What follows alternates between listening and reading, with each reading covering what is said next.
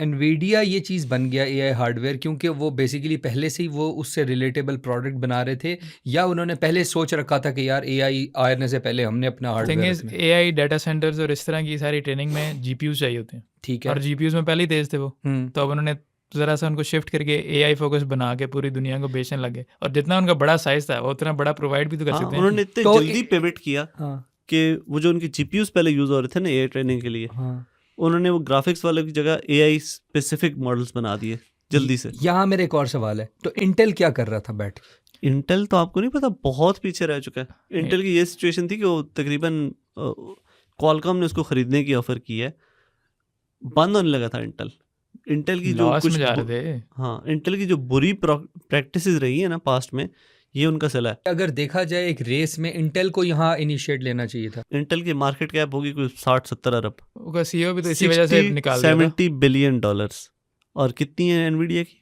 5 trillion. आप तो ये आप- देखें कि चंदे के तौर पे अमेरिकी गवर्नमेंट और एनवीडिया इन्वेस्ट किया उन्होंने इंटेल में, चंदे के तौर पे। तुम्हें नहीं लगता कि एनवीडिया को, ठीक है ये बात मैं मान रहा हूँ कि ग्राफिक कार्ड्स था, एक तो इसको यहाँ से एडवांटेज मिला, दूसरा एडवांटेज उसको क्रिप्टो मार्केट से मिला जहाँ आपको ग्राफिक कार्ड्स की ज़रूरत मिल गई थी जी। क्रिप्टो माइनिंग के जी। चक्कर में। तो यार उसको फेवर्स भी मिली, ऐसा ना कहो कि यार ठीक है जी वो लेकिन ये भी तो देखे ना कि और कोई बना रहे थे जीपीयू।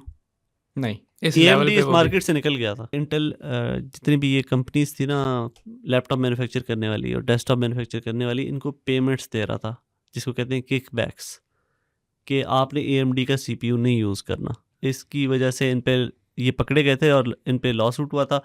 फिर इन्होंने कुछ किस्मत की करनी भी होती है, इनके 2 अलहदा मौके पे इनके जो CPUs थे उनमें सिक्योरिटी फ्लॉज निकल आए थे, और उसकी वजह से इन्हें अपने CPUs डाउनग्रेड करने पड़ गए थे। 13th 14th जन।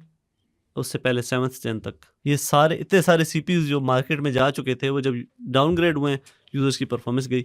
आपको पता है इस वक्त मार्केट में everyone prefers AMD AMD not Intel जी। फॉर योर और लैपटॉप एंड एवरीथिंग। इस भाई, इस heating के सिचुएशन का मसले फायदा अलग उठाते है। हुए अचानक 13th 14th जनरेशन में मेल्ट डाउन हो रहे थे। मतलब जो लोग, जो गेमिंग कंपनीज हैं जो सर्वर चलाते हैं इन चीज़ के, उन्होंने लिटरली कंप्लेन की है कि इंटेल के नहीं लगाने हमने। और एक और बात बताता हूँ, i9 में तो ऐसा हीटिंग इश्यूज थे कि तुम्हारी सोच जल हाँ। जाएगा। वही ना, कुछ फिर किस्मत की करनी भी होती है ना। जब आप इस तरह की प्रैक्टिस कर रहे हो, तो इतने सालों से ये AMD के साथ इस तरह कर रहे थे, फिर AMD ने मौके का फ़ायदा उठाते हुए उन्होंने कम पैसों में एक इंतहाई हाई एंड डिवाइस ऑफर कर दी।